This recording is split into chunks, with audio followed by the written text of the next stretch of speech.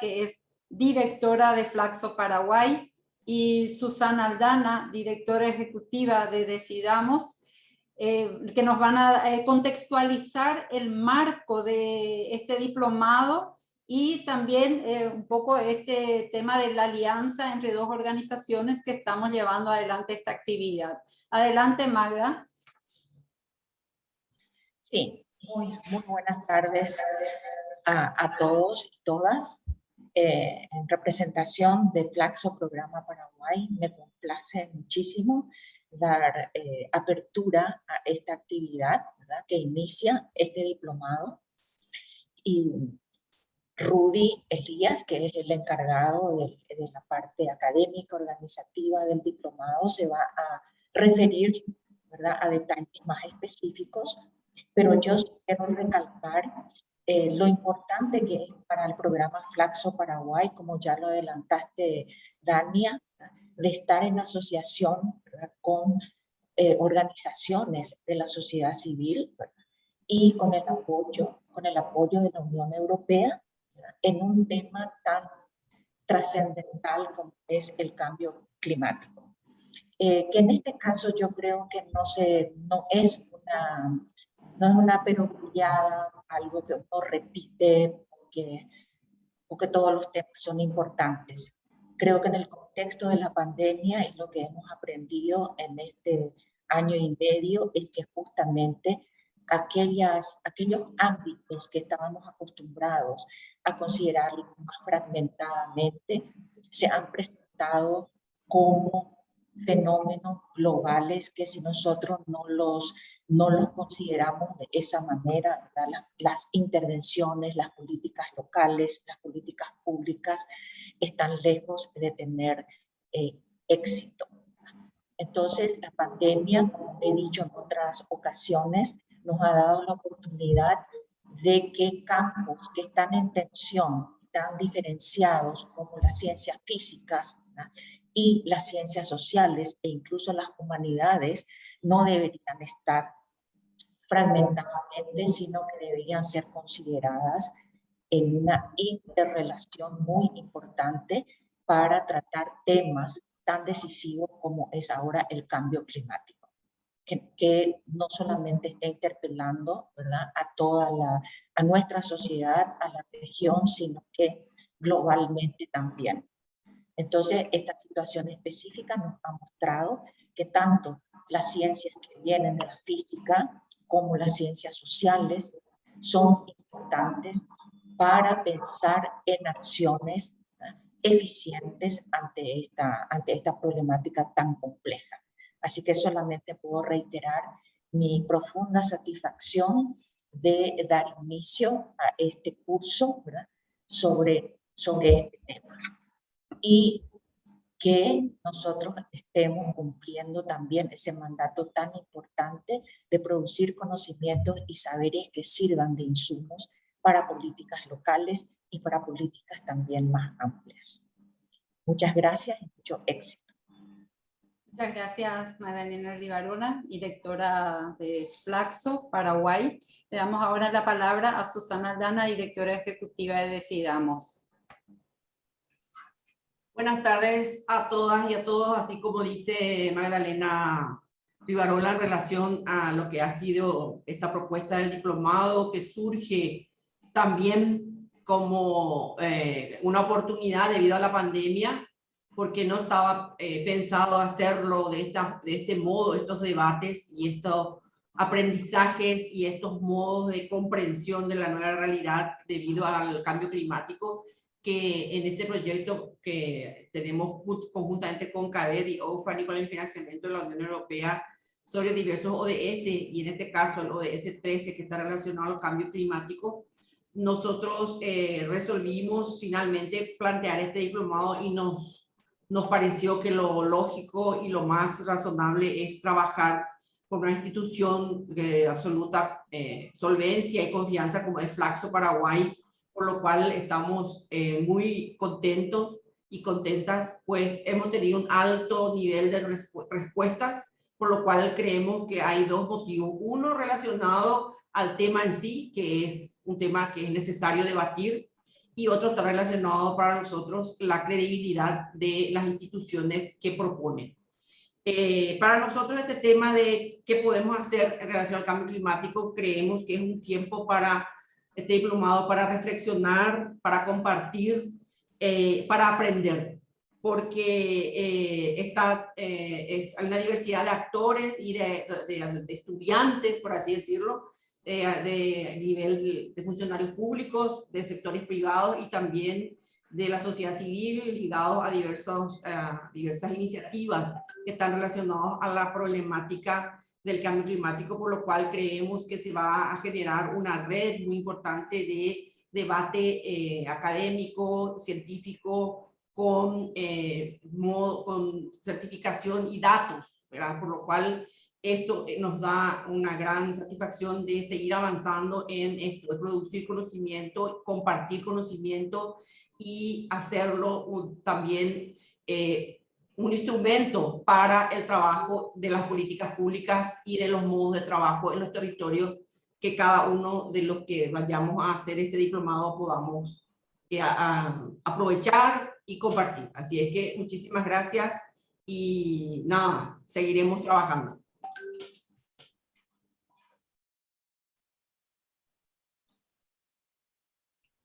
Muchas gracias, Susana. Bueno, para hablarnos un poquitito más sobre el diplomado, le tenemos aquí a Rudy Elías, que es coordinador de proyectos de Flaxo Paraguay. Él, conjuntamente con Mónica Basualdo, son dos personas claves que van a estar llevando adelante desde Flaxo el acompañamiento al diplomado. Rudy, adelante. Bueno, buenas tardes. Bueno, antes que nada, un agradecimiento a Decidamos, en primer término, que apostó también a hacer este vínculo con Flaxo y bueno, y desde ya hace unos cuantos meses estamos trabajando intensamente con Dania, con Susana y también de Flaxo con Mónica en el desarrollo de esta propuesta académica y donde también un rol muy importante ha tenido Guillermo Chucarro, que ha sido el que diseñó la propuesta pedagógica con la cual trabajamos y finalmente llegamos a este programa. Yo quisiera presentar brevemente el programa. Yo creo que para la mayoría, al menos que ya está como docente o en el caso de estudiantes que están ya registrados para el diplomado, probablemente ya lo conozcan, pero quisiera hacer algunos repasos de algunos puntos esenciales. Tengo una presentación que voy a tratar de compartir. Me voy a tomar 5 minutos para esto, nada más, ¿verdad? Para darle un panorama general. Yo creo que después Dania también va a agregar algunas cosas, ¿verdad? El diplomado se titula para el fortalecimiento de capacidades de representantes de OEE sobre manejo de recursos naturales para la adaptación y mitigación al cambio climático. El objetivo general que nos planteamos con este diplomado es fortalecer las capacidades técnicas institucionales de funcionarios, organismos y entidades del Estado, así como organizaciones de la sociedad civil, mediante jornadas de capacitación orientadas al manejo de recursos naturales, la adaptación y mitigación al cambio climático. Ahí planteamos algunos objetivos específicos que son básicamente estos 3 objetivos: visibilizar el contexto local y nacional referente a la problemática climática ambiental, profundizar conceptualmente los términos de gobernanza local, adaptación, mitigación climática, partiendo de los principios del Acuerdo de París y el contexto nacional y regional respecto a la problemática del cambio climático. Finalmente, integrar la realidad climática, ambiental y económica nacional con el contexto local de manera a generar alternativas viables y por sobre todo reales en lo que a medidas adaptativas se refiere. Sobre este conjunto de objetivos hemos trabajado una serie de módulos, en total 6 módulos, que van desarrollando diferentes temas. Voy a referirme a esos módulos brevemente enseguida, pero quisiera también señalar que estamos trabajando en una modalidad virtual, como ya se dijo al comienzo, era un poco las condiciones nos impusieron este abordaje, y estamos viendo que también ya con experiencia en cursos, diplomados de Flaxo, que evidentemente tienen sus limitaciones, los formatos virtuales, pero también tienen sus ventajas, ¿verdad? Y una de las grandes ventajas es la posibilidad de participación que da a un sector amplio de la población, incluso en este caso, personas que pueden estar en todo el territorio del país, ¿verdad? Lo cual sin duda enriquece muchísimo la experiencia.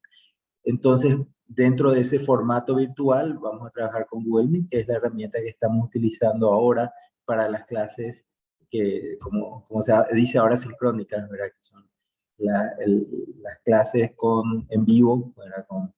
Donde va a estar el grupo de estudiantes con un docente, pero también dejamos abierto y vamos a ir viendo la posibilidad de algún encuentro de espacio presencial ya en algún momento del desarrollo, fundamentalmente si eso ya se dan las condiciones, si es posible. Sabemos que es algo que no se puede nunca reemplazar, así que está esa intención. El diplomado tiene un total de 120 horas, dividido en 6 módulos, 20 horas. Son 20 horas para cada módulo, que en realidad son 20 horas, de las cuales 12 horas son presenciales, ¿verdad? Y el resto de las horas, 8 horas, es para actividades que pueden ser grupales o individuales que se van a realizar. Y como dijo Susana al comienzo, ¿verdad? Nos quedamos realmente muy sorprendidos y gratamente sorprendidos por la cantidad de personas interesadas en participar en este diplomado, ¿verdad? Un diplomado donde, bueno, nosotros teníamos una expectativa entre 50, 40, 50, 60 participantes, ¿verdad? Y las personas que expresaban su interés superaron las 300, ¿verdad? Entonces tuvimos que hacer una serie de priorizaciones, ¿verdad? Para poder seleccionar, porque evidentemente no íbamos a poder dar un curso en esa cantidad de personas. Y finalmente también pudimos, por suerte, abrir 2 grupos. Es decir, un grupo que va a ir los martes y jueves de 6 a 8, que le llamamos el grupo 1, ¿verdad? Y un segundo grupo que va a ir los miércoles y viernes también en el mismo horario. Es decir, van a trabajar casi paralelamente. En realidad el grupo 1 empieza antes y terminado el primer módulo del grupo 1 empieza el módulo 1 del grupo 2 y después ya irían prácticamente en simultáneo, ambos grupos, ¿verdad? Entonces, en ese tiempo se desarrollarán las actividades, ¿verdad? Y una cosa que también es importante señalar, que otra de las herramientas que vamos a utilizar, que de hecho están disponibles, es el Classroom, que es una herramienta muy útil para organizar toda la información, tanto programas de estudio, información bibliográfica, actividades que se realizan, tareas, ¿verdad? Una forma de tener organizado, registrado, ¿verdad? Y de una manera también que se pueda hacer un seguimiento y un apoyo bien ordenado, se puede decir, al grupo de estudiantes. El plan curricular, como les decía, tiene 6 módulos, todos muy interesantes. Pensamos que estos módulos se entrelazan muy claramente entre sí y también permiten una mirada bastante amplia, global, acerca de la problemática que aborda el diploma. El módulo 1 es el panorama mundial regional del cambio climático, bases teóricas, aspectos legales, nacionales e internacionales relacionados con problemática del cambio climático. Módulo 2 es sociología del desarrollo, incidencia de factores sociales en el desarrollo económico y su relación con el cambio climático. Módulo 3, mecanismos de adaptación y mitigación frente al cambio climático, conceptos claves. El módulo 4 se refiere a políticas nacionales de adaptación y mitigación del cambio climático. El módulo 5 aborda elementos para el diseño de instrumentos de medidas de adaptación al cambio climático. Y el 6, la gestión de riesgo ante el cambio climático de la teoría de la práctica. La idea es que estos módulos vayan aportando elementos y que al final las personas participantes puedan hacer un trabajo final, justamente, donde dé una posibilidad de integración, tanto de aspectos teóricos más generales como aspectos locales, y que tengan ese carácter también de intervención o de acción a nivel local o a nivel nacional, y de allí que justamente los últimos módulos tienen que ver con el tema de el diseño de instrumentos y la gestión de temáticas de cambio climático. Entonces, esa es la propuesta. Para ir terminando, una información general. El diplomado forma parte del proyecto de implementación de la experiencia piloto de acciones concentradas y sostenibles de la sociedad civil, los gobiernos locales, el sector privado, que impactan positivamente al cumplimiento de ODS 1, 2, 10 y 13 en Paraguay. Es una actividad que es realizada por el Flaxo, Facultad de Ciencias Sociales, y con Decidamos, y cuenta con el apoyo o financiación de la Unión Europea. Bueno, y ahí les dejo un correo que habilitamos especialmente para toda la información, todo el flujo de consulta de información que quiera realizarse acerca de las actividades o todo lo que implica el diplomado. Termino diciendo que realmente, por un lado, nos alegró mucho la cantidad de personas interesadas, pero también siempre es difícil hacer ese paso de seleccionar y que no todas y todos puedan participar. Así que en ese sentido, además de abrir los dos grupos, queremos tener una serie de actividades abiertas, estilo paneles, conversatorios a lo largo de este diplomado, donde esperemos que todas las personas interesadas puedan estar asistiendo, participando en esos espacios. Bueno, eso es todo y te doy gracias y te doy la palabra otra vez, Dani. Muchas gracias. Muchas gracias, Rudy. Efectivamente va a ser todo un desafío la implementación de este diplomado y bueno, vamos a ir compartiendo los distintos espacios, como dice Rudy, donde podamos también seguir dialogando, intercambiando con los grupos y también espacios abiertos para que más personas puedan participar. Y como parte de esta actividad del día de hoy, tenemos aquí a dos personas que van a estar presentando unos temas que ya se enmarcan también en lo que es el contenido del diplomado. Y vamos a tener en primer lugar a Ulises Lovera. Él es director nacional de Cambio Climático del Ministerio del Ambiente y Desarrollo Sostenible desde marzo de 2019. Es ingeniero agrónomo y abogado, actualmente cursando una maestría en cambio climático.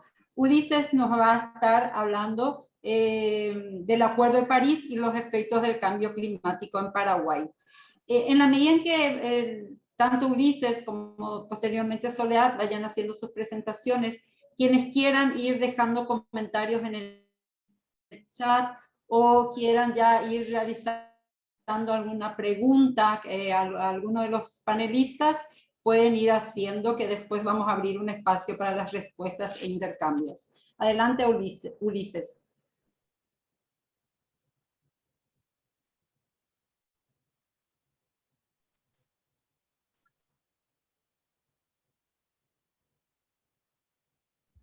Tu micrófono, Ulises. Muy buenas tardes, gracias Dania, muy buenas tardes a todas y todos.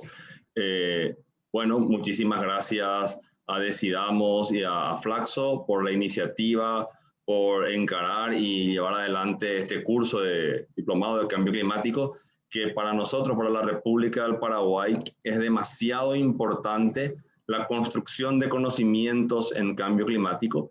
Esto está enmarcado en el artículo 6º de la Convención Marco de las Naciones Unidas sobre el Cambio Climático, que habla de la construcción de capacidades, la sensibilización y la educación en cambio climático. Así que creemos que esta iniciativa es absolutamente coadyuvante con la acción que venimos ejecutando del Estado paraguayo. Vemos nosotros esto como con absolutos buenos ojos, y creemos que esto hace a la acción climática y va a ayudar a construir, ampliar los conocimientos, ampliar por un lado el debate en la acción climática y por otro lado también ampliar las acciones concretas en el territorio, que es demasiado importante para que nosotros vayamos aumentando nuestras medidas de mitigación, reduciendo nuestras emisiones y por sobre todo construyamos y aumentemos nuestra resiliencia a los efectos adversos del cambio climático. Bueno, ya creo que hablé demasiado como introducción. Intentaré compartir pantalla para comenzar con mi presentación. A veces no soy nomás muy... Como no soy millennial, a veces me cuesta un poquito todo esto, la tecnología, que que esto de la pandemia me hizo avanzar bastante. Pero vamos a ver si creo que ahí estoy compartiendo, no sé si se ve. Sí, vemos. Le voy a tratar, y ahí se ve en formato presentación, ¿verdad? Sí. Perfecto. Bueno, el tema que me toca, como bien lo dijo Dania, son los efectos adversos del cambio climático y el Acuerdo de París. Así que yo quisiera comenzar con con dos cosas muy sencillas que me imagino que van a ser tema del diplomado, pero adelantarle a todos, ¿verdad?, lo que es el concepto del cambio climático. Según el panel intergubernamental de expertos del cambio climático, el IPCC, el cambio climático se lo define como un cambio de clima atribuido directa o indirectamente a la actividad humana, la cual altera la composición de la atmósfera mundial y se suma a la variabilidad natural del clima observado durante periodos de tiempo comparables. Y acá quiero hacer otra definición conceptual importante para entender todo lo que está ocurriendo, todo lo que va a ocurrir en el diplomado, que son las diferencias básicas que existen entre el clima y el tiempo meteorológico. O sea, es súper importante entender estas diferencias para luego entender los cambios y las variabilidades y los cambios en el clima.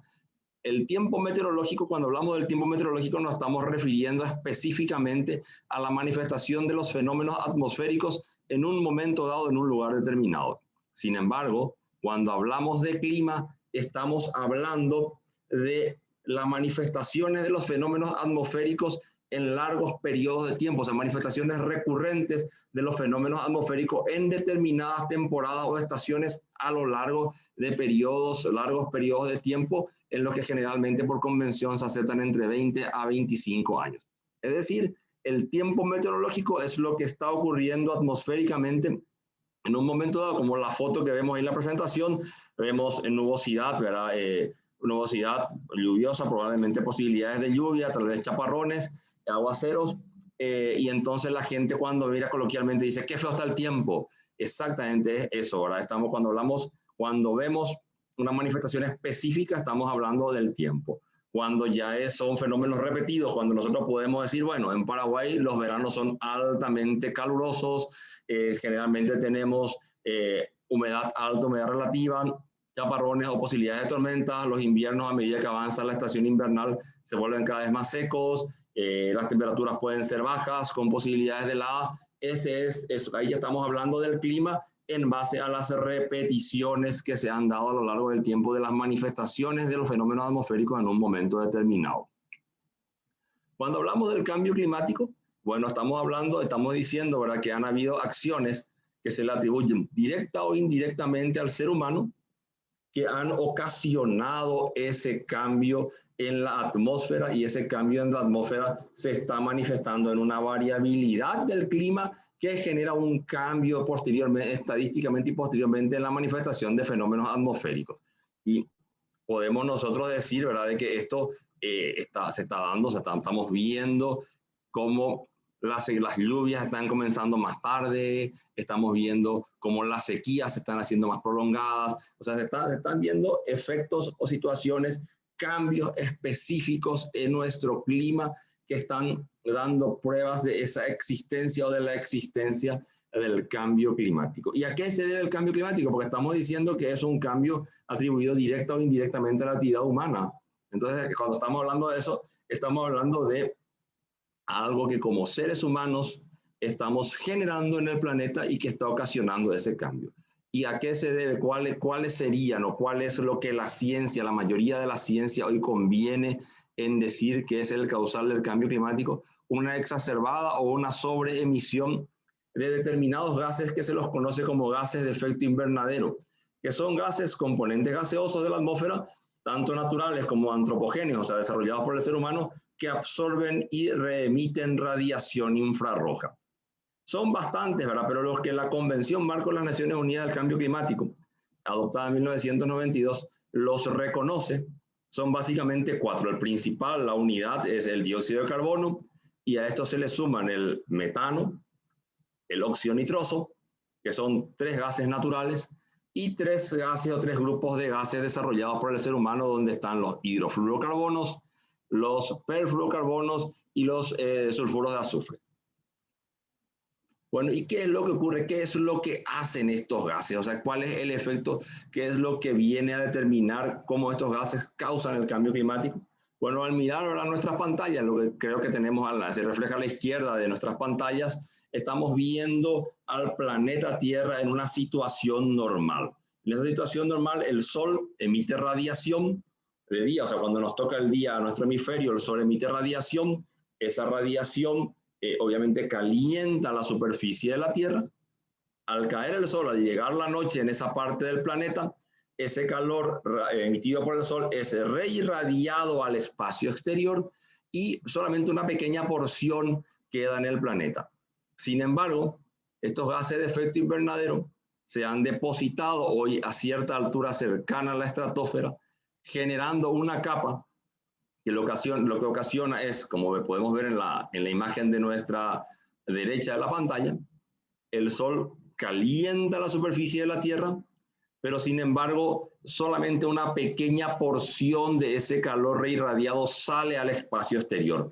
La mayor parte, al caer el día, al entrar el Sol, como se diría coloquialmente, se queda atrapado y no sale, como si el planeta Tierra sea un gran invernadero, invernaderos utilizados para la producción generalmente de hortalizas, un gran invernadero que en primer lugar retiene el calor. Pero también, aquí veo que hay muchos colegas ingenieros agrónomos, saben que el invernadero retiene el calor y retiene la humedad. Y ese efecto invernadero que está ocurriendo con esta capa de gases que se está depositando en la estratosfera, hace el mismo efecto. Está convirtiendo al planeta en un invernadero gigante, donde el calor se está reteniendo y también está aumentando la humedad, también se retiene la humedad. Y enseguida vamos a ir viendo cómo también eso se manifiesta principalmente a nivel nacional. Bueno, y eso, ¿verdad? Esto es la situación en general, el problema en general, y antes de entrar en las cuestiones legales del Acuerdo de París, comentarles, hablar, bueno, efectos adversos o situaciones adversas que se están viendo principalmente a nivel nacional con relación a esta exacerbada emisión a nivel global de gases de efecto invernadero que está generando este cambio en el clima que afecta a la totalidad del planeta. Importante es dejar en claro que uno de los efectos ya detectados por el panel declarados por el panel intergubernamental de expertos sobre el cambio climático en base a pruebas científicas es el aumento de la temperatura media del planeta en 1 grado centígrado en comparación a las temperaturas o a las medias de la temperatura en el periodo preindustrial. O sea, hoy el planeta Tierra ya es en promedio 1 grado más caliente. ¿Y cómo podemos ver esto en Paraguay? Bueno, nosotros hemos trabajado en un estudio del clima en el año pasado, donde hemos observado mediante la contratación de un equipo meteorológico liderado por el profesor Benjamín Grassi, se ha investigado y se ha relevado los datos de las estaciones meteorológicas de todas las estaciones meteorológicas del Paraguay desde 1959 a 2019 y se han relevado los datos que les voy a ir contando en este momento. Acá podemos ver que la media en el 59 era de la media nacional, era de 22.81 grados centígrados, en el 79 una ligera variación, 22.63, en el 99 siguió esa variación de 23.20, y del 99 al 2019, en 20 años, hay un salto. La media ha aumentado a 24.31. Esto hace que el aumento, ¿verdad?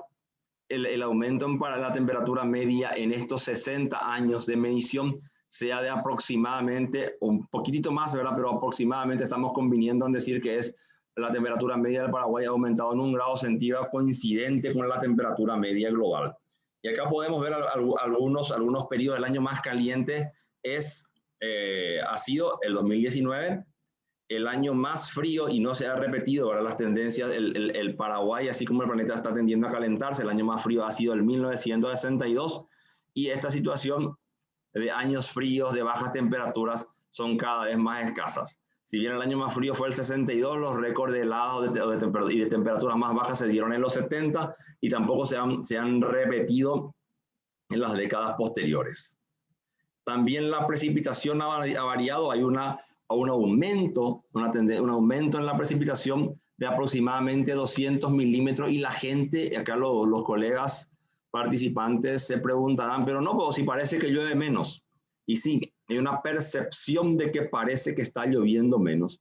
y eso se da porque también han variado las medias de agua caída por evento.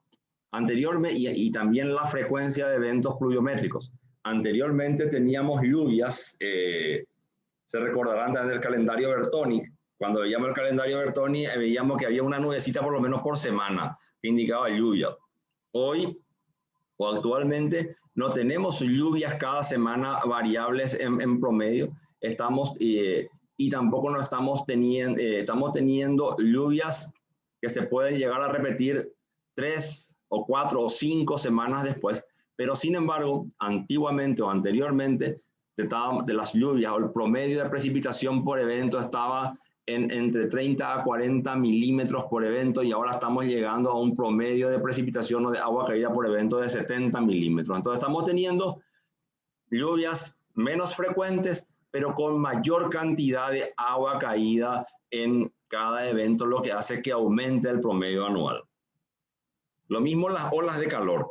Las olas de calor, estos periodos donde las temperaturas están por encima de los 35 grados y llegan, la temperatura, la mínima está por encima de 35 grados y hay varias horas en que la temperatura es igual o superior a 40 grados. Estas olas de calor que veíamos en la década de los 80, llegábamos a tener 1.1 olas de calor al año. Estamos llegando a casi 3 olas de calor al año en este periodo, en esta última década. Lo que está demostrando también que prácticamente se triplicaron las olas de calor en 40 años. Hasta aquí todo serían pruebas fehacientes, claras, que aquí a nivel local, no ya lo que solemos ver generalmente, el derretimiento de los glaciares o la reducción del pico helado del Kilimanjaro, sino que estamos viendo pruebas fehacientes, científicas, que en Paraguay ya se está dando una variación, un cambio en nuestro clima. En lo que hace también a efectos adversos, a mí me gusta tomar el año 2019 porque además de ser más caliente, fue un año atípico donde creo que nos sirvió para visibilizar ese cambio en el clima. Comenzó, ¿verdad?, con aparentemente una sequía o con una escasa precipitación en enero-febrero, lluvias e inundaciones de marzo a junio, un julio moderado, y luego se vino con todo sequías, con incendios totalmente fuertes, con escasísimas precipitaciones y con incendios, obviamente, ¿verdad?, que acá en Paraguay no existen los incendios naturales. Los incendios son voluntarios e involuntarios, pero causados por el ser humano, y el ambiente, la altísima sequía, creó ese ambiente propicio para estos incendios, y luego terminamos con un diciembre tormentoso. Esto tuvo impactos socioambientales, sociales, socioeconómicos y ambientales altísimos en la agricultura, en el ambiente, en la biodiversidad, en la salud. La sequía severa afectó la producción agrícola, tanto la producción agrícola de exportación como también la producción de la agricultura familiar campesina, que generalmente es la que abastece de alimentos en nuestros mercados. Inundaciones del río Paraguay, inundaciones urbanas. Si recordamos, hace un poquito más de 2 años, en los primeros días de mayo de 2019, tuvimos una precipitación que llegó a casi los 200 milímetros por el evento y que dejó destruida las calles de Asunción, autos varados en medio de la calle, una situación parecida a la foto que estamos viendo ahí. Posteriormente, sequías prolongadas y sequías que se están repitiendo en primavera. O sea, otro aspecto importante de esta variación del clima aquí en Paraguay es que históricamente las lluvias empezaban en Paraguay con el inicio de la primavera. Hoy se están atrasando, actualmente se están atrasando, y estas lluvias están iniciando más o menos un mes después del inicio de la primavera. Las sequías que propician los incendios rurales y forestales, las olas de calor. Y bueno, y un poquito acá las pruebas, ¿verdad?, de este cambio climático en Paraguay, ¿verdad? La temperatura media anual del Paraguay está llegando a 24.3 grados centígrados. La tendencia del calentamiento de la última década fue 10 veces mayor que la tendencia del calentamiento de la década del 60-69. La precipitación media anual se ha incrementado en 200 milímetros en 60 o 70 años. Las crecidas del río Paraguay en Asunción fueron más frecuentes en los últimos 40 años. de 1980 a 2019, desde 1904, en que se tiene registro, y esta tendencia en las situaciones de emergencia de poblaciones ribereñas podrían ser mayores en futuro. O sea, los efectos adversos, los efectos cada vez más fuertes sobre las poblaciones ribereñas, sobre su vida social y sobre la actividad económica, va a ser cada vez más nefasto. Las cantidades de olas de calor se triplicaron, las sequías severas fueron más frecuentes y han sido nefastas para la economía en general, y también, como dijimos, ¿verdad?, han sido focos o han sido propiciadores de incendios rurales y forestales los dos últimos años, que han sido nefastos, y el actual que se viene con todo también. O sea, hay también una fuerte tendencia, una fuerte sequía que vamos a tener nuevamente a partir de agosto, donde el ambiente propicio para incendios va a ser también bastante alto. Y bueno, hablé un poquito de los efectos en Paraguay, pero esto es algo que se da a nivel global. El efecto invernadero es global.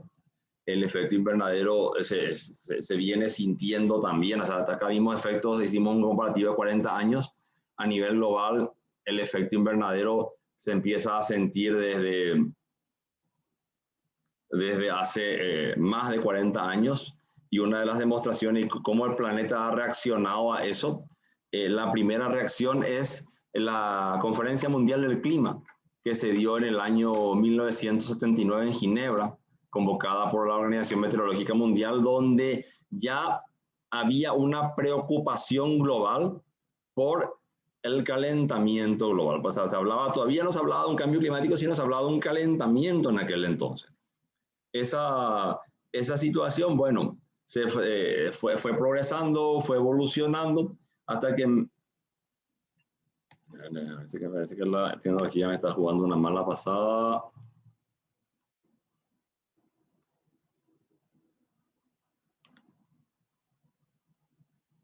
Pero bueno, mientras que... Seguimos escuchando. ¿Me escuchan? Bueno, mientras que reacciona mi máquina, yo sigo hablando porque estoy teniendo problemas de hacer avanzar la presentación. No obstante, bueno, en el posterior a esta situación, a este hecho de la Cumbre Mundial del Clima, 9 años después, a instancias de la Organización Meteorológica Mundial también, pero con el Programa de las Naciones Unidas para el Cambio Climático, el PNUMA, se crea el Panel Intergubernamental de Expertos sobre Cambio Climático, conocido por sus siglas en inglés de IPCC, el cual está formado no por científicos, sino por las partes, y por aquellas partes que conforman ya sea la OMM o el PNUMA, y su misión, su objetivo, su función ha sido y sigue siendo la de analizar los fenómenos del cambio climático y las consecuencias, y proponer acciones. O sea, ya se habla, ya se asume la existencia de un cambio climático en 1988, y se crea ya una instancia de pensamiento y de proposición de acciones. Todavía no es un acuerdo multilateral, todavía no es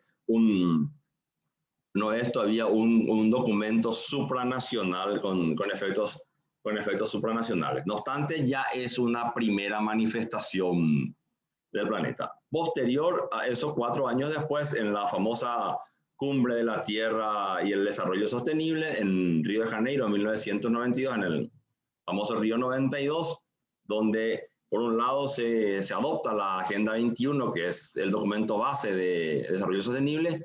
También se adoptan, mejor dicho, 3 convenios internacionales, 3 convenios ambientales internacionales, y uno de ellos es el Convenio Marco de las Naciones Unidas sobre el Cambio Climático. A ver si me dan 2 minutos, voy a intentar volver a compartir pantalla, a ver si puedo avanzar para poder tener un poquito más de ilustración al respecto, si me permiten.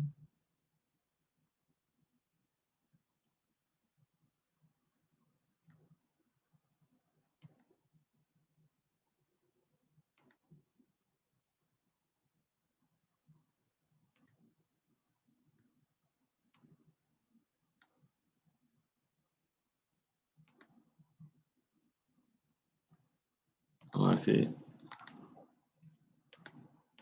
Ahí está. Creo que ahí se ve, ¿verdad? Sí, Ulises. Gracias, Rudy. Perfecto. Entonces acá vemos esto es el IPCC. Y bueno, acá ya estamos con la convención. La convención se adoptó en 1992. La convención reconoce la existencia del cambio climático y su objetivo superior es la estabilización de las concentraciones de gases de efecto invernadero en la atmósfera con el fin de impedir interferencias antropogénicas causadas por el ser humano peligrosas para el sistema climático. O sea, lo que busca la convención es equilibrar estas emisiones de gases de efecto invernadero, lograr que se estabilicen en la atmósfera de manera a reducir, evitar o impedir el problema, el peligro para el sistema climático, que obviamente redunda en un peligro para el ser humano. También esta convención establece que ese nivel debe lograrse en un plazo suficiente para permitir que los ecosistemas se adapten al cambio climático y asegurar que la producción de alimentos no se vea amenazada y permitir que el desarrollo económico prosiga de manera sostenible. Es decir, tampoco busca alterar la equidad social o la prosperidad económica, sino lo que busca es que las prácticas económicas, las prácticas de desarrollo sean acordes, sean adaptadas a las condiciones que eviten, reduzcan o anulen las emisiones de gases de efecto invernadero. Esta convención, bueno, como toda convención marco, establece enunciados que orientan el actuar de las naciones ratificantes, pero todas las convenciones marcos tienen que tener un protocolo de acción. Es así que en el año 1997, en Kioto, Japón, se adoptó el protocolo de Kioto, que establecía una hoja de ruta de acciones concretas para lograr estos objetivos de la convención, es decir, el objetivo de estabilizar las concentraciones de gases en la atmósfera. Sin embargo, el protocolo de Kioto, al no ser un protocolo, al no tener muchos componentes de equidad, el protocolo de Kioto lamentablemente fue un rotundo fracaso y 10 años, a partir de 10 años después más o menos, las partes de la convención empezaron a pensar y buscar un nuevo mecanismo, un nuevo instrumento jurídico que pueda echar a andar la convención y lograr los objetivos. Y es así que se llega al año 2015, a la 21ª, la COP21, la 21ª conferencia de las partes del Convenio Marco de las Naciones Unidas sobre el Cambio Climático, donde se adopta un nuevo protocolo, un nuevo acuerdo, un nuevo mecanismo de acción de la convención que se le conoce como Acuerdo de París. Se adoptó en 2015 por 187 países y bueno, el fin de esto es avanzar con el cumplimiento de la convención. Su objeto es reforzar la respuesta mundial a la amenaza del cambio climático, siempre manteniendo este contexto de desarrollo sostenible y también en los esfuerzos por erradicar la pobreza. O sea, el Acuerdo de París y obviamente la convención, que es su madre, no se apartan del desarrollo sostenible y no se apartan de esta lucha global encarada por las naciones por erradicar la pobreza. Para ello, él tiene tres cometidos, 3 pilares del Acuerdo de París, y aquí ya se habla de acciones de metas concretas, no solamente estabilizar la concentración de gases, sino la primera meta o el primer pilar es mantener al año 2100, a finales de este siglo, el aumento de la temperatura media global en 2 grados centígrados y de ser posible en 1.5 con respecto al nivel preindustrial. En 2 porque todas las proyecciones del IPCC muestran que más allá, encima de 2 grados centígrados, la vida como conocemos, los ecosistemas como conocemos van a modificarse de manera tal que va a ser irreversible su reconversión y muy difícil su adaptación. Y, de ser posible, llegar a estabilizar ese aumento en 1.5. O sea, a 1 ya llegamos y tratar de que no suba más de 1.5 de ser posible y, por supuesto, evitar que pase los 2 grados centígrados. Todavía es una meta no muy cercana, pero esa es la meta. El siguiente pilar es la adaptación. Y acá es importante, ¿verdad?, en lo que hace a derecho internacional, dejar en claro que en el Acuerdo de París recién se consagra la adaptación. Si bien la convención le menciona al verbo adaptarse y al sustantivo adaptación, realmente está consagrado con un artículo específico, el artículo 7, en el Acuerdo de París, donde porque este artículo 7 es una proyección del artículo 2.1b, donde se habla de aumentar la capacidad de adaptación a los efectos adversos del cambio climático y promover la resiliencia al clima. O sea, con el Acuerdo de París se busca que todas las naciones nos adaptemos, asumiendo que ya los ecosistemas han cambiado por efectos adversos del cambio climático, a adaptarnos a esos cambios, volvernos resilientes, es decir, fortalecernos ante esa situación. Y por último, pero no menos importante, probablemente básico, situar los flujos financieros en un nivel compatible a una trayectoria de desarrollo resiliente al clima y con bajas emisiones de los gases de efecto invernadero. Y acá esto ya se estableció previo a París, se estableció en el 2012, pero en el 2015 esto cobra fuerza. En el 2012 se asumió que los países en desarrollo tienen que, a partir del año 2015, llegar a una meta de financiación de destinar 100.000 millones de dólares anuales a países en desarrollo y economías en transición para la lucha contra el cambio climático. Esta meta al 2020 no se ha llegado, o sea, si bien todos los países los países desarrollados han hecho este aporte, no se ha llegado a la meta de 100.000 millones de dólares anuales. Y ahora estamos con el replanteamiento, esperemos que en la COP26 en Glasgow, en este noviembre, se pueda llegar a un acuerdo y a las medidas y a la hoja de ruta para que esta meta de los 100.000 millones anuales sea una realidad y se pueda ver reflejado en nuestros países con acciones concretas para la reducción de emisiones y por sobre todo en países como el Paraguay para la adaptación al cambio climático. Bueno, y este Acuerdo de París tiene un núcleo, un elemento neurálgico que se lo conoce como NDC por sus siglas en inglés, que son las contribuciones nacionalmente determinadas. Está establecido, creado en el artículo 3 del Acuerdo de París, y el artículo 4.9 establece que las partes las deben presentar cada 5 años y que tienen que presentar, las partes tienen que presentar sus esfuerzos para aumentar su resiliencia ante el cambio climático, o sea, las medidas de adaptación o objetivos de adaptación, como lo decimos en Paraguay, así como también sus esfuerzos para reducir sus emisiones de gases de efecto invernadero e incrementar sus sumideros de gases de efecto invernadero, que son sus medidas de mitigación. Esto es clave para el Acuerdo de París porque es un instrumento, la contribución nacionalmente determinada es obligatoria para todas las partes ratificantes del acuerdo. Es decir, todos los países que hemos ratificado el Acuerdo de París estamos obligados a presentar nuestra contribución nacionalmente determinada cada 5 años. Y tenemos también un componente de voluntariedad, o sea, cada país decide en qué porcentaje va a reducir esas emisiones y en qué porcentaje o en qué medida va a aumentar su resiliencia. La contribución nacionalmente determinada, este instrumento, como le dije, está establecido en el artículo 3. El artículo 4.2 del Acuerdo de París expresa que cada parte debe presentar, comunicar y mantener las sucesivas contribuciones nacionalmente determinadas que tenga previsto efectuar. O sea, acá este artículo 4.2 da la obligatoriedad, o sea, todas las partes deben presentar, comunicar y mantener sucesivas, o sea, habla de que son varias, o sea, ahí reconoce lo que va a venir después del 4.9, que ya vimos que es cada 5 años. Y el 4.3 dice que la contribución nacionalmente determinada de cada parte, que cada parte debe representar una progresión con respecto a la contribución nacionalmente determinada vigente, teniendo en cuenta sus responsabilidades comunes pero diferenciadas y las capacidades respectivas a la luz de las diferentes circunstancias nacionales. El Acuerdo de París consagra el principio de responsabilidades comunes pero diferenciadas. Acá en el artículo 4.3 lo vuelve a dejar plasmado, y lo que este 4.3 primeramente viene a significar es que cada contribución nacionalmente determinada que presenta una parte debe ser más detallada, superior, más exigente y, por qué no, hasta más ambiciosa que la anterior, pero siempre teniendo en cuenta las responsabilidades comunes y diferenciadas de cada parte y nuestras propias circunstancias nacionales. Y aquí es muy claro, ¿verdad?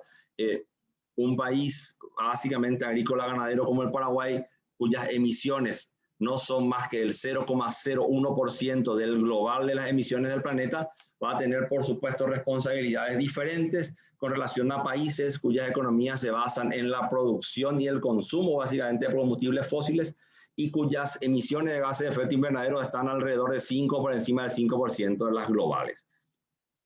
Bueno, y acá un poquito de ejemplo de lo que hemos hecho. Me imagino que esto va a ser parte de estudio de análisis. Esto es lo que el Paraguay ha presentado en lo que hace a contribución nacionalmente determinada, o sea, el cumplimiento del Paraguay en lo que hace al Acuerdo de París. El Paraguay presentó su contribución nacionalmente determinada propiamente dicha en el 2016. Y el documento que estamos viendo ahí al extremo izquierdo, ahí el Paraguay se comprometía a reducir el 20% de sus emisiones de gases de efecto invernadero para el año 2030, tomando como base las emisiones de gases de efecto invernadero que se presentaron en el inventario del año 2000. También se hablaba ahí de que la mitad de esa reducción se iba a dar de manera incondicional, o sea, el país lo tenía que hacer sí o sí, y la otra mitad estaba condicionada a la ayuda que podría recibir el Paraguay para esa reducción. También en el 2016 nosotros definimos a la adaptación como prioridad nacional y se establecieron sectores de adaptación. Era un documento muy ágil, no entraba en detalle, simplemente hacía el compromiso de reducción de 20% y mencionaba sectores de adaptación y hablaba de la adaptación como prioridad. En el documento que se ha lanzado el lunes pasado, ayer hizo 8 días, y que mañana se hace la presentación de alto nivel y su envío a la convención, ese documento establece, o sea, mantiene el compromiso de la reducción de 20% de nuestras emisiones para el año 2030, pero ya usando como línea de base el segundo informe bienal de actualización del inventario de gases de efecto invernadero en la serie de tiempo 1990-2015. Siempre, ¿verdad? El año tope es al 2030. Todavía nosotros seguimos diciendo, ¿verdad?, de que ese 20%, la mitad vamos a cumplirlo sí o sí. En la otra mitad seguimos manteniendo esa condición de condicionamiento a la ayuda, a la financiación que pueda llegar del extranjero. En esta NDC nosotros ya decimos también cómo vamos a llegar a esa reducción.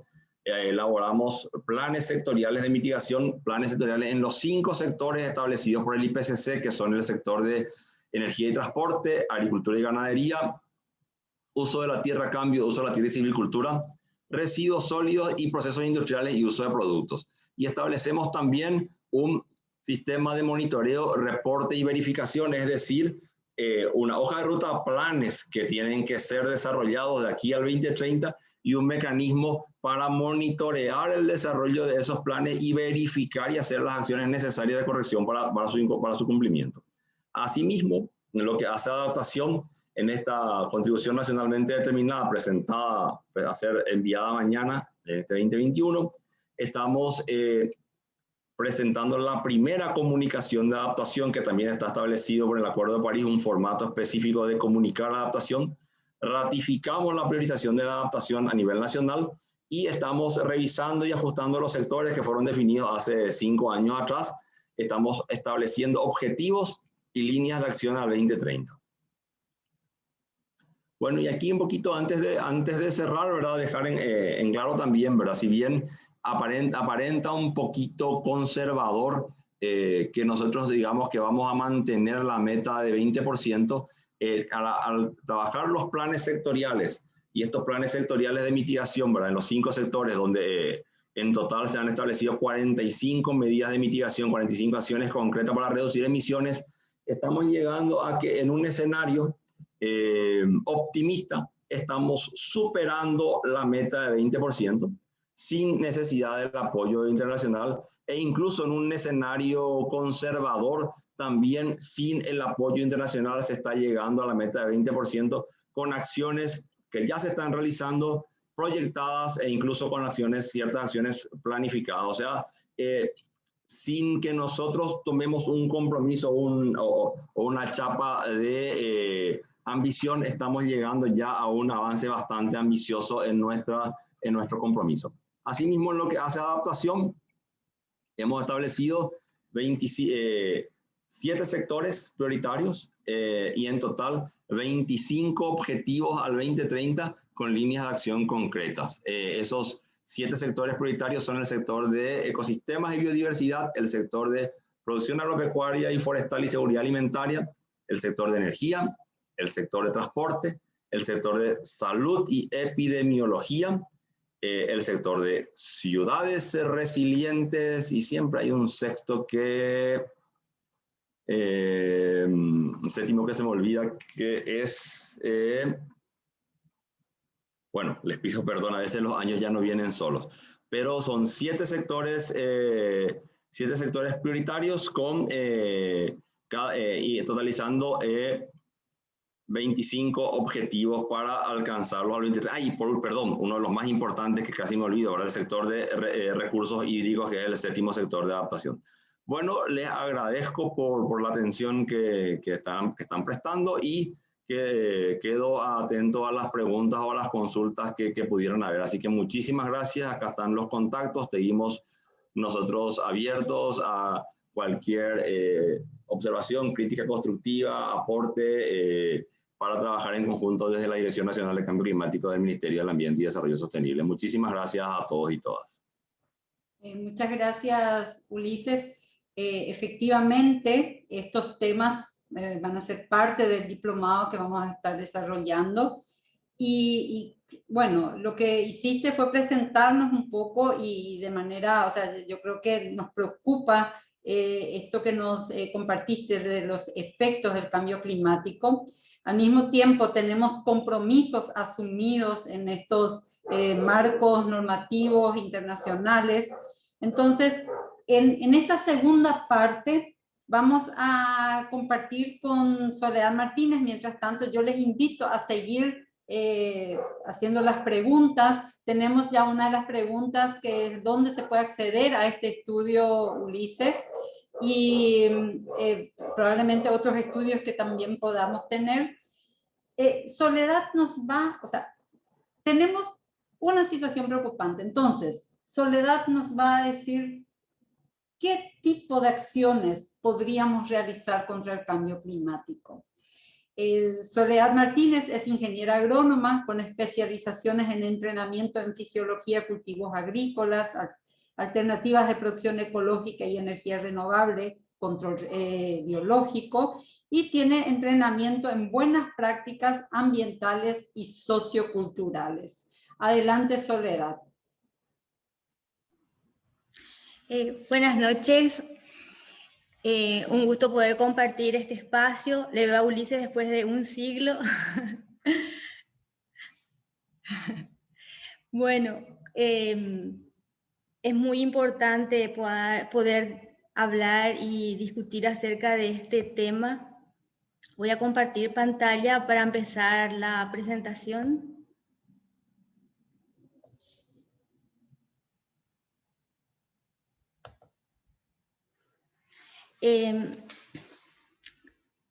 Después de haber escuchado todas las explicaciones tan claras de Ulises, es interesante un poquito aterrizar a lo que es la situación de Paraguay y, digamos, los principales problemas ambientales que tenemos en nuestro país y que están relacionados al cambio climático. Para poder combatir el cambio climático, necesitamos desarrollar acciones urgentes. Una de estas acciones tiene que ver con la necesidad de desacelerar el calentamiento global y de manera a reducir la emisión de los gases de efecto invernadero que nos mencionaba Ulises, el dióxido de carbono, CO2, el metano, el óxido nitroso, son algunos de ellos, y también adoptar medidas de adaptación y de mitigación. Estas acciones tendríamos que adoptar en conjunto todas las naciones, que es lo que plantea el Acuerdo de París, y si hablamos de la situación de Paraguay, obviamente esta responsabilidad recae principalmente sobre el Estado a través de las políticas económicas y de desarrollo sustentable que debe desarrollar. También las organizaciones ciudadanas, todas las personas, los ciudadanos comunes, podemos aportar a realizar cambios de manera a contrarrestar todo lo que tiene que ver con el cambio climático que estamos sintiendo. Y vamos a hablar un poquitito de algunas de estas acciones, algunas de estas medidas que son importantes de implementar. Una de ellas tiene que ver con la deforestación. Paraguay es uno de los países con la mayor tasa de deforestación a nivel mundial actualmente. Se estima que la tasa de deforestación ronda las 300.000 hectáreas por año. Y en la actualidad es nuestro Chaco paraguayo, nuestro maravilloso Chaco paraguayo, es la región que está sufriendo mayor grado de deforestación, porque la región oriental en realidad ya perdió la mayor parte de sus bosques, ¿verdad? El Chaco es un ecosistema extremadamente frágil, en realidad es un conjunto de varios ecosistemas. En el Chaco encontramos humedales, tenemos el Pantanal paraguayo, tenemos palmares, tenemos bosques secos de gran importancia, tenemos los médanos también. Y debemos recordar que en el Chaco tenemos una reserva de biosfera que está constituido por varias reservas naturales. Por ejemplo, el Parque Nacional Defensores del Chaco, el Parque Médanos del Chaco, el Parque Teniente Enciso, que en conjunto constituyen esta reserva de biosfera y que constituyen también un sitio extremadamente importante porque alberga comunidades indígenas, y entre estas comunidades indígenas se encuentran las comunidades ayoreas silvícolas no contactadas. El nivel de deforestación que está sufriendo el Chaco paraguayo es tremendo. Esta deforestación se da fundamentalmente para dar lugar a la expansión de la actividad ganadera, es decir, se deforestan bosques nativos del Chaco paraguayo para transformarlos en pasturas que van a alimentar al ganado vacuno que se desarrolla con gran intensidad en el Chaco. Actualmente el Chaco cuenta con un hato ganadero de más de 6.500.000 cabezas de ganado vacuno, y esto se suma a el ganado que también se produce en la región oriental, que es de más de 7 millones, sumando en total 13 millones de animales vacunos, que en conjunto la actividad ganadera genera una gran emisión de gases de efecto invernadero. Exactamente estos gases que mencionábamos antes son emitidos a través de todo el ciclo de producción de la actividad ganadera. Es decir, al desmontar bosques para establecer o instalar pasturas cultivadas o pastizales naturales, ya ahí empieza la emisión de CO2. Esto muchas veces también va acompañado de quemas de las zonas donde se hace deforestación.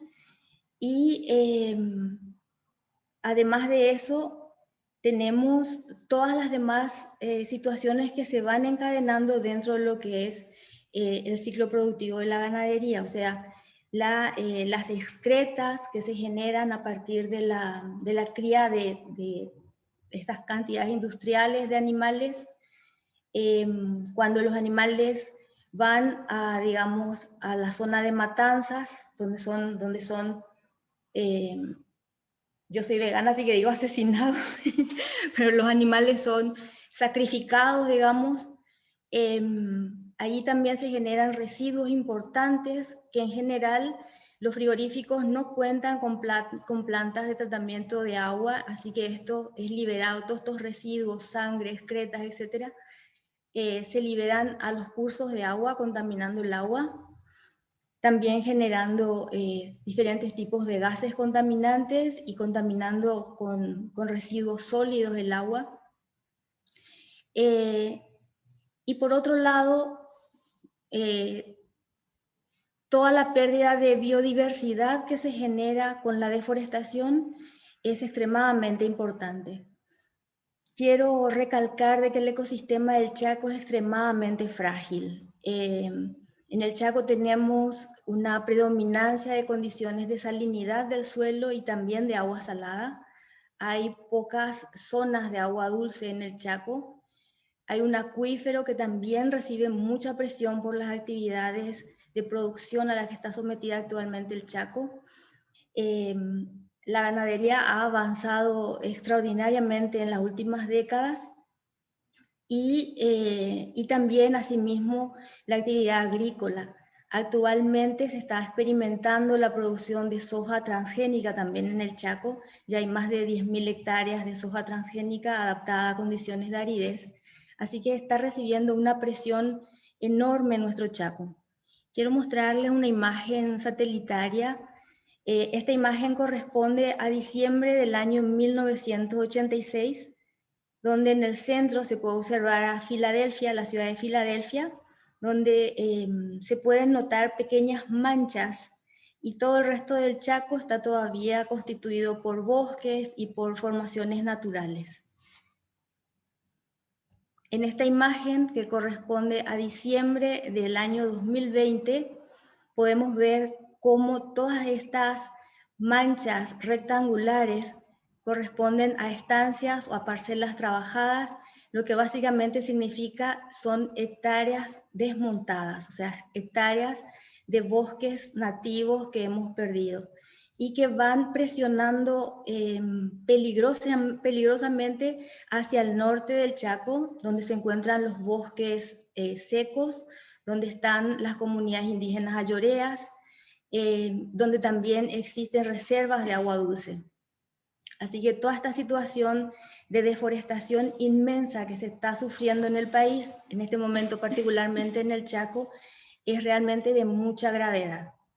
Y bueno, esto está directamente relacionado con el cambio climático, por todas las razones que ya estuve mencionando.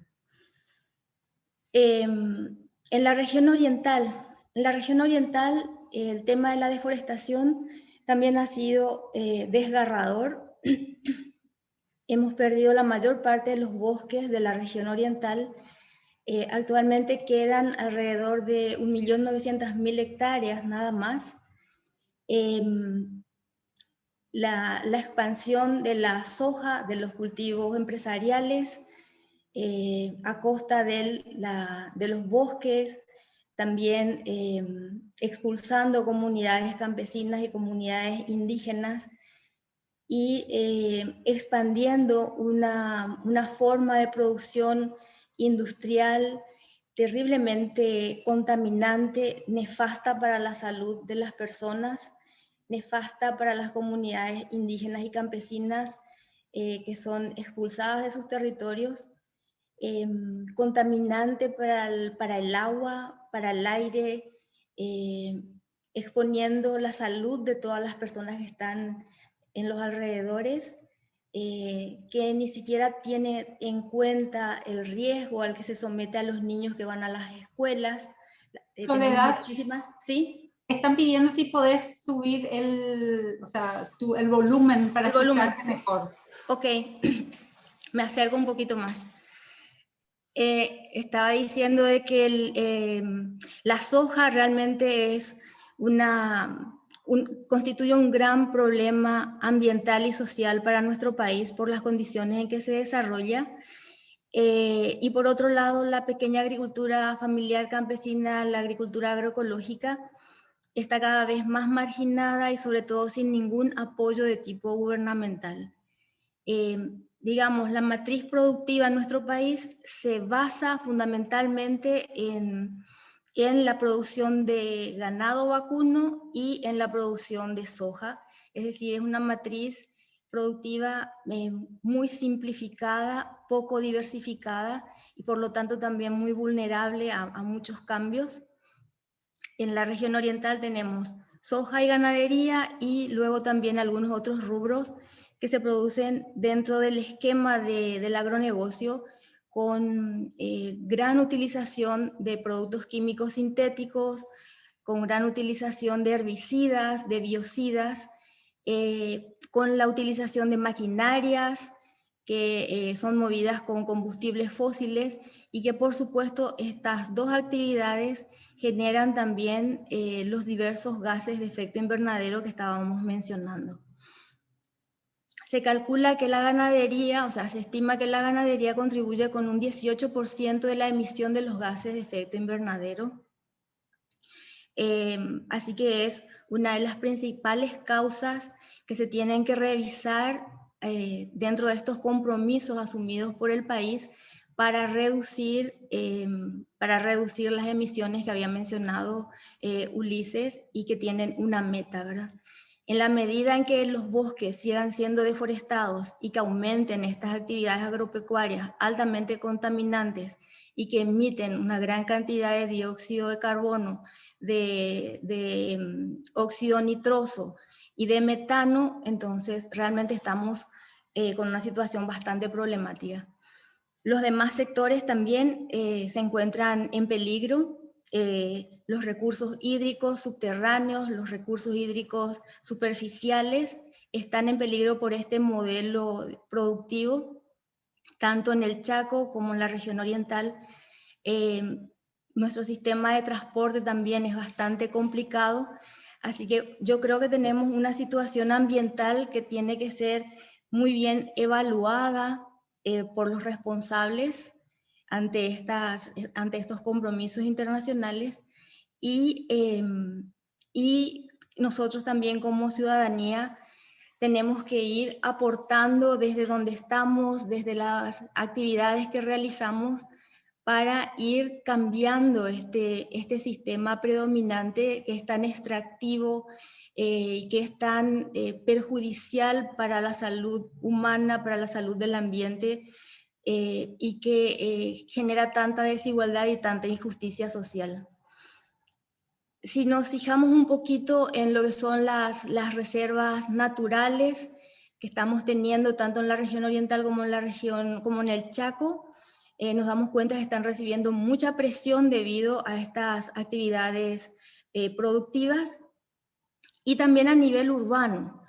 Esta foto corresponde a la lucha que encaramos hace unos años para salvar el Botánico cuando se estaba planificando la construcción del viaducto que pasa enfrente del Botánico y que a través de esas obras se tuvieron que sacrificar una superficie importante y sacrificar árboles antiguos, maravillosos, productores de oxígeno de la ciudad de Asunción, un sistema natural emblemático de Asunción fue sacrificado y fue la ciudadanía la que defendió nuestro parque, pero con escaso efecto a nivel gubernamental porque realmente nunca tuvieron en cuenta la opinión de los vecinos, la opinión de los ciudadanos, no se tuvo en cuenta la tragedia que significa destruir un sistema natural urbano tan importante como el Jardín Botánico, realmente un emblema histórico y natural muy importante. Pero los ciudadanos tenemos que seguir defendiendo nuestras reservas urbanas y rurales con uñas y dientes. ¿Qué podemos hacer como ciudadanos ante lo que viene con el cambio climático? Hay diferentes acciones que podemos realizar en las decisiones cotidianas en el día a día. Por ejemplo, apoyar la producción agroecológica campesina.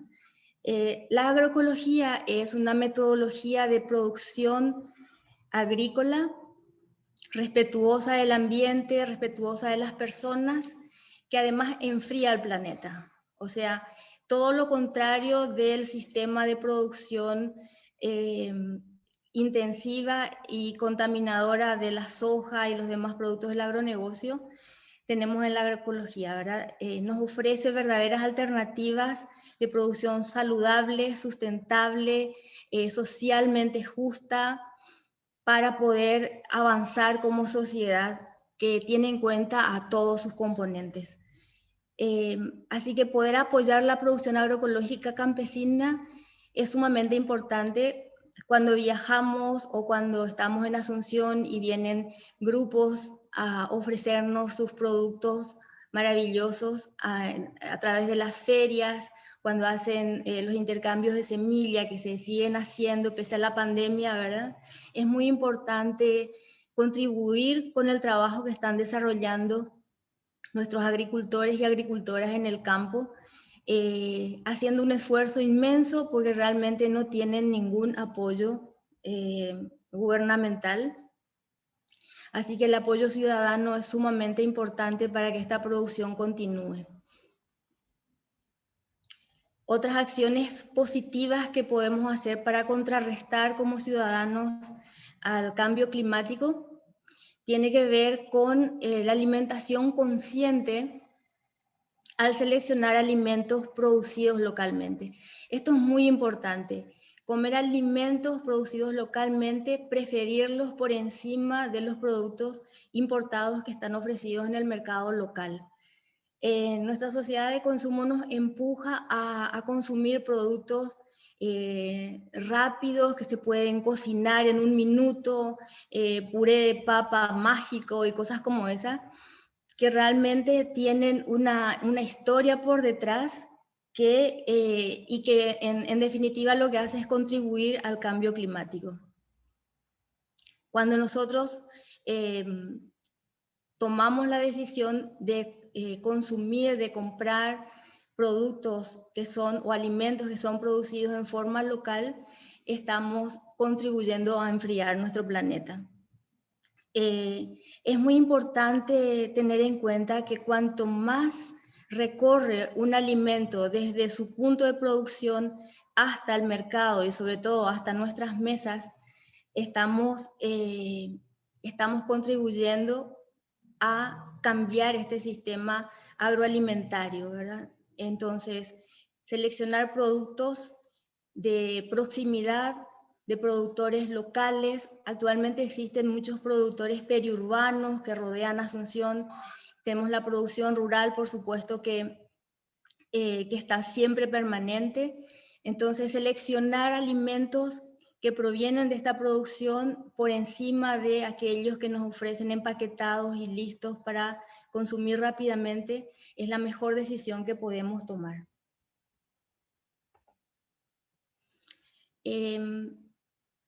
Un aspecto que a los paraguayos y las paraguayas de repente no les convence mucho, pero que es también una acción muy importante por todo lo que estuve señalando antes. Reducir el consumo de carne es una acción contra el cambio climático, por todo lo que estuve mencionando. Y además es sumamente beneficioso para la salud. Aumentar el consumo de frutas, legumbres y hortalizas que sean locales, frutas y verduras frescas y de temporada. El consumidor actual, el consumidor contemporáneo está acostumbrado a encontrar en las góndolas de los supermercados los mismos productos durante todo el año. Muchos de estos productos vienen de lugares lejanos. En ese proceso de salir desde un país lejano y llegar hasta nuestro país, se está contaminando por el transporte movido a base de combustibles fósiles, y por otro lado estamos perdiendo la oportunidad de colaborar con nuestra producción local. De manera que aumentar el consumo de todos estos alimentos vegetales de temporada y que sean alimentos frescos es sumamente beneficioso para el ambiente y para nuestra salud. Por ejemplo, en este momento hay sandía en el mercado. Estamos en julio, en el invierno paraguayo. La sandía es de la temporada de verano. Lo tradicional es empezar la cosecha de sandía entre noviembre y diciembre. Entonces, consumir sandía en julio significa que estamos consumiendo una fruta que no fue producida en nuestro medio y que por lo tanto está contribuyendo al cambio climático por toda la acción contaminante que eso conlleva. En este momento tenemos frutillas, tenemos cítricos que deberíamos aprovechar y consumir para beneficiarnos también de una mayor calidad nutricional de estos vegetales. ¿Qué otra acción como ciudadanos y ciudadanas podemos tomar para ir frenando, de alguna manera aportar un grano de arena o una gota de agua para que el cambio climático no avance tan rápido? Podemos cultivar alimentos en casa, haciendo huertas domésticas, huertas comunitarias y jardines comestibles. La fotografía que se ve de la huerta con estas 3 señoras guapísimas es una huerta periurbana que estamos acompañando con Decidamos en un asentamiento en Luque, y forma parte de un proyecto colectivo de un grupo de mujeres que llevan adelante un comedor comunitario. Realmente es genial que las personas puedan unirse en un objetivo como este, que es el de producir alimentos sanos y poder alimentar a los niños y niñas de esa comunidad 2 veces por semana. Ellos están cocinando y ofreciendo alimentos sanos, y ahora con la contribución de la huerta. Esta huerta tiene 2 meses de desarrollo y ya están empezando a cosechar lechugas, que son las primeras cosechas. Así que esas lechugas, esas acelgas, las remolachas y todas las hortalizas que se están produciendo en esta pequeña huerta realmente van a hacer una diferencia fundamental en la alimentación de la gente que accede a esos alimentos. Y estamos hablando de un alimento kilómetro cero. ¿Qué quiere decir eso? Que el alimento proviene de menos de 1 kilómetro de distancia, está allí a la puerta de la cocina del comedor, fácilmente accesible.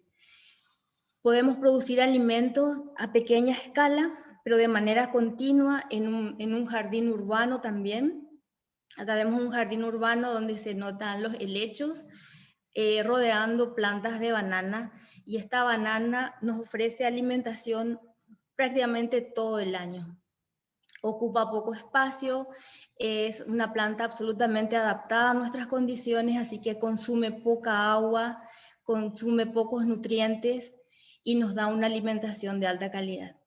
Lo mismo en jardines pequeños, podemos combinar plantas ornamentales, nuestras flores favoritas o nuestras plantas ornamentales favoritas, con alimentos como se ve en la otra fotografía, donde tenemos remolachas que están asociadas con zinnia y con menta y con perejil, etc. Entonces, en una pequeña superficie es posible producir a pequeña escala alimentos que, como decía, hace una diferencia fundamental. Y esta diferencia tiene que ver con la calidad de este alimento, que está libre de todo tipo de residuos químicos. La producción convencional, que es masiva todavía en Paraguay, ofrece alimentos que tienen contaminantes químicos, residuos químicos que quedan en las frutas, en las hortalizas y en los vegetales en general, y que de alguna manera van generando cambios importantes a nivel de la salud de las personas. Así que poder cultivar nuestros propios alimentos en casa, en pequeños o en grandes espacios, es una acción también que podemos desarrollar para ir cambiando esta situación de la crisis climática que estamos sufriendo. Otra acción importante que podemos desarrollar en nuestras áreas urbanas y también en áreas rurales, porque las áreas rurales también han sufrido, como decía antes, el efecto de la terrible deforestación.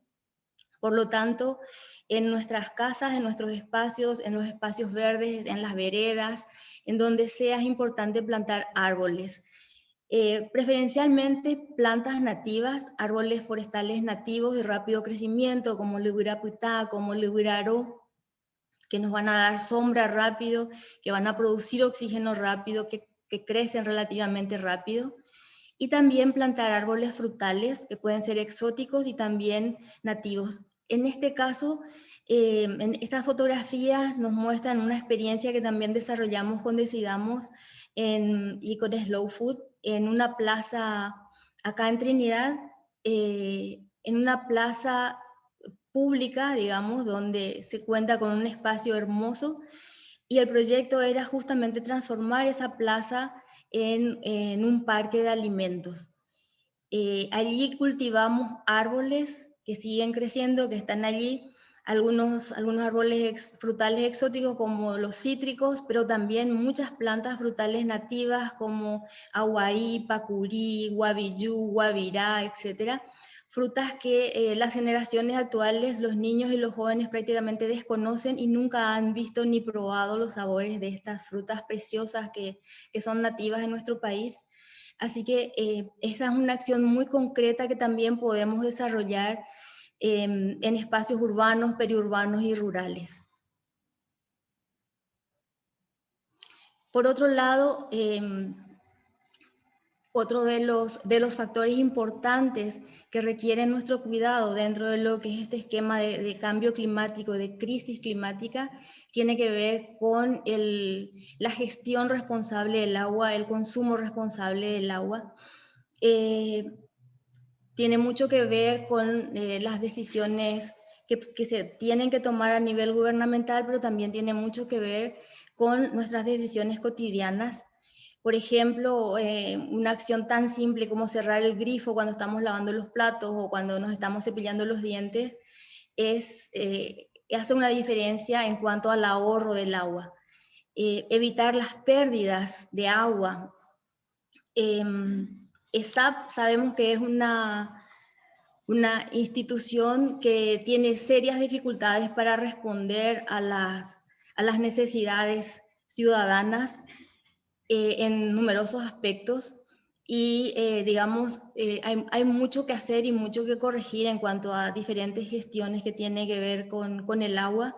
Y en lo que tiene que ver con el agua potable que nosotros consumimos tiene un alto costo, de modo que evitar que haya pérdidas, que se derrame el agua en las calles o en nuestros jardines o en nuestros baños, es una acción muy importante, evitar ese derroche del agua. Aunque aparentemente tenemos una gran cantidad de agua dulce, no tenemos que olvidar de que el agua, las aguas superficiales y las aguas subterráneas están sujetas actualmente a una gran presión debido a la contaminación que se da por nuestro sistema productivo.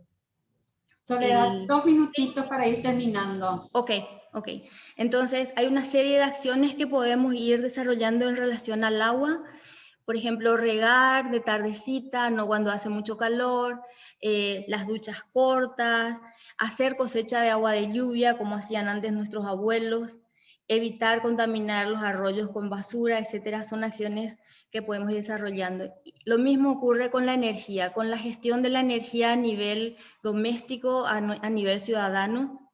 Usar responsablemente, apagar las luces cuando no se usan, son cosas muy básicas. Tratar de usar luces LED o de bajo consumo, desconectar artefactos, etc. En el caso de la cocina a leña, con la cual en el campo se preparan los alimentos, lo ideal es que sean los fogones eficientes, construidos de una manera especial. Y un tema muy importante que podemos desarrollar también en nuestra casa y que es una contribución fundamental, tiene que ver con la gestión de los residuos sólidos en nuestros hogares y en la ciudad. Separar los residuos en residuos orgánicos e inorgánicos en la casa hace una gran diferencia. Normalmente los residuos orgánicos domiciliarios están constituidos por un 50%. O sea, los residuos sólidos están constituidos por un 50% de residuos orgánicos y esos residuos orgánicos bien gestionados nos pueden generar abonos que podemos utilizar para el jardín, que podemos utilizar para la huerta. Dentro de la gestión de los residuos es muy importante reducir la generación de residuos, tratar de vivir con menos plástico, evitar el isopor, evitar los plásticos de un solo uso y acostumbrarnos a usar bolsas de tela o canastos para hacer las compras, etc. Reutilizar todo lo posible, los materiales, los recipientes, los elementos, y reciclar, entregar a los recicladores que normalmente pasan en los barrios los residuos clasificados, plástico, papel, latas, vidrio, aun cuando nuestros municipios aún no tienen el sistema diferenciado de recolección de basura. De todas maneras, es un aporte importante para los recicladores. Y la elaboración de abonos, como decía, a partir de los residuos orgánicos que generamos en nuestra casa y que se generan en la ciudad. En este momento tenemos muchísimas hojas que son regalo de los lapachos y de muchos otros árboles, flores de lapacho, etc. Todos estos residuos podemos transformarlos en abonos orgánicos a través de compostaje a pequeña escala o a gran escala. Así que yo creo que acciones contra el cambio climático podemos desarrollar en conjunto como sociedad y también generar incidencia a nivel de las políticas públicas que deben desarrollarse para mejorar la gestión de todos estos aspectos que hemos estado mencionando. Pequeñas o grandes acciones, cuando son colectivas, tienen un impacto todavía mayor. Así que ese es un poquito el desafío que tenemos también como ciudadanos y ciudadanas en relación al cambio climático. Muchas gracias, Soledad. Bueno, efectivamente creo que nos pones ante varios desafíos como para ir pensando, bueno, cómo contribuir a cambiar esa situación, ese panorama que nos presentó Ulises en términos de efectos poco alentadores. Ulises ya estuvo respondiendo varias preguntas. Tenemos también una aquí que ahora Eliana compartió sobre las quemas de pastizales, deforestación, contaminación hídrica, en qué medida el Estado garantiza la protección al ambiente. Yo propongo que en este momento que todavía nos queda, Ulises pueda cerrar con algunas ideas a partir de las respuestas y preguntas que ya estuviste viendo. Y también para Soledad tenemos, o como una sugerencia que plantea Eliana, los penales podrían contribuir a estas huertas comunitarias a partir de la experiencia que estuviste comentando. Después, también en el chat, Rocío nos deja como varios comentarios, el tema de la cosecha de agua, que importante sería aprovechar las lluvias, utilizar la luz del sol, casas con techos transparentes para aprovechar la luz solar, evitar el desperdicio de alimentos, volver a seleccionar y reutilizar. Bueno, quiero darles entonces a Ulises la palabra para que pueda cerrar con unas últimas ideas y después también a Soledad.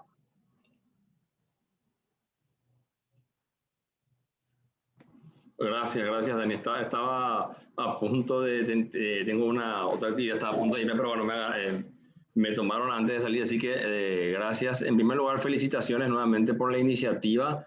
Éxitos en este curso para todos, en este diplomado. Y bueno, sobre las preguntas, algunas ya las respondí, ya las he respondido ahí, ¿verdad?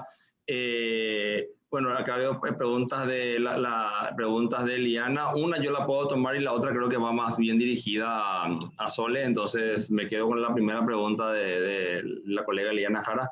Las quemas de pastizales, deforestación, contaminación hídrica, ¿en qué medida el Estado garantiza la protección del ambiente? Y es una pregunta compleja, pero mira, es un compromiso. O sea, yo creo que la primera medida de garantía del Estado paraguayo hacia la protección del ambiente está dada desde la legislación, desde uno de los tres componentes, ¿verdad? La Constitución Nacional garantiza el derecho a vivir en un ambiente saludable y ecológicamente equilibrado. O sea, los constituyentes han entendido la importancia del ambiente, se han establecido leyes ya previas y posteriores a la Constitución Nacional del 92 que prohíben, regulan la deforestación. Una de ellas, ¿verdad? La 66-76, que es la conocida como deforestación cero, que prolonga la prohibición de cambios de superficie boscosa o conversión de superficie boscosa en la región oriental, donde está un poco el siguiente paso, y hago mea culpa porque yo soy parte de eso en nuestras acciones como Poder Ejecutivo y en las acciones como del Poder Judicial, en lo que tiene que ver con el monitoreo, el control para prevenir y evitar la deforestación y por supuesto las acciones punitivas, los castigos, los resarcimientos, las recomposiciones. Eso un poco tiene una deuda pendiente y en el marco del Acuerdo de París es un compromiso que tenemos que asumir también como Estado para acompañar estas medidas que tenemos que implementarlas en el marco de nuestra contribución nacionalmente determinada.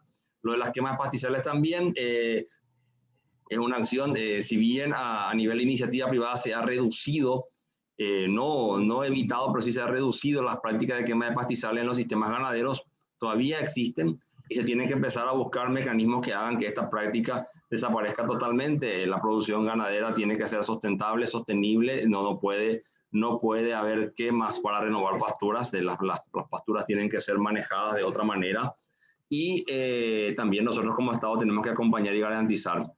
Lo que tiene que ver también con el tema de incendios, está la ley 4014, que no somos autoridad de aplicación, el Ejecutivo no es autoridad de aplicación, la autoridad de aplicación son el gobierno central, la autoridad de aplicación son los gobiernos municipales y la Universidad Nacional, y ahí hay que hacer algunos ajustes todavía legislativos, de manera que la ley pueda ser más ágil. No quisiera entrar en el tema de contaminación hídrica porque no es mi área dentro del MADES, pero... pero sí, también es un tema pendiente, sería más bien para los colegas de la Dirección General de Recursos Hídricos, pero sí, el Estado, desde el punto de vista legislativo, está garantizada la protección, donde hace falta un mayor involucramiento y asumo nuestras responsabilidades desde nosotros, Poder Ejecutivo, para poder lograr las metas. Haciendo también una salvedad de que también es importante un mayor compromiso en lo que hace al presupuesto. Nosotros, nuestro presupuesto para ambiente que da el Estado paraguayo es bajísimo, es menos del 0, es como la de nuestras emisiones, es menos del 0,01% del presupuesto total del Estado paraguayo, así que es muy poco lo que se destina del dinero público para la protección ambiental, y eso lamentablemente es lamentable. Muchas gracias, Ulises. Bueno, ya manifestaste que tenés que retirarte. Te agradecemos muchísimo por tu tiempo, por la participación. Y bueno, efectivamente hay compromisos que son del Estado y que vamos a tener que seguir trabajando en esa línea. Y bueno, como Soledad también nos estuvo compartiendo, hay algunas acciones que podemos llevar adelante desde la sociedad civil.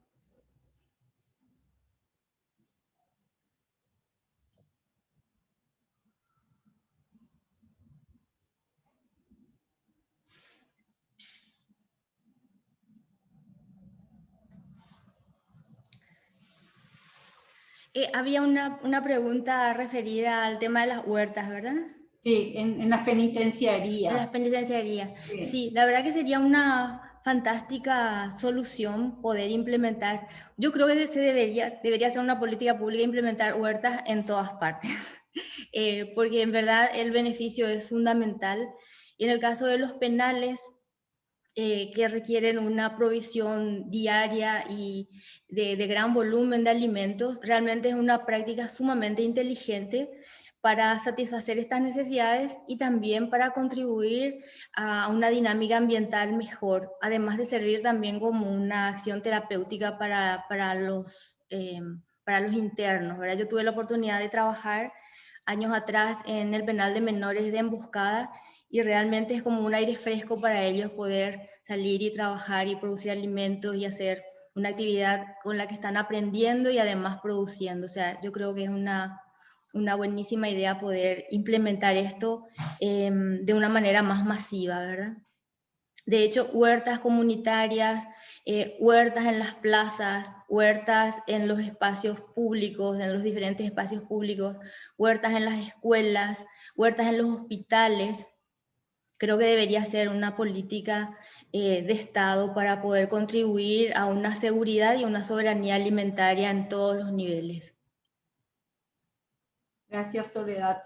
Definitivamente creo que Soledad y Ulises nos dejan como varios temas para seguir debatiendo, analizando y sobre todo pensando en qué podemos hacer, qué tipo de políticas, qué tipo de acciones para mitigar y para contribuir a mejorar la situación del medio ambiente. Entonces, el diplomado tiene ese objetivo de abrirnos ese espacio donde vamos a estar durante 4 meses abordando todas estas temáticas y trabajando alrededor de las mismas. Muchísimas gracias a todos y todas por participar en este espacio y seguiremos oportunamente invitándoles a otros que queremos seguir llevando adelante, como señaló Rudy, como parte del diplomado.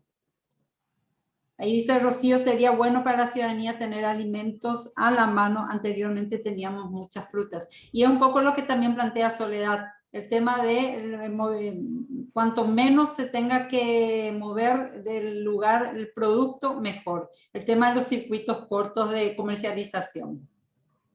Así. Entonces, damos por finalizado. Rudy, no sé si ustedes quieren todavía manifestar algo. Yo creo que ya nada más que agradecerles a Soledad, a Ulises, creo que estuvieron muy interesantes y también justamente muestran la relevancia de este diplomado que vamos a arrancar en este momento.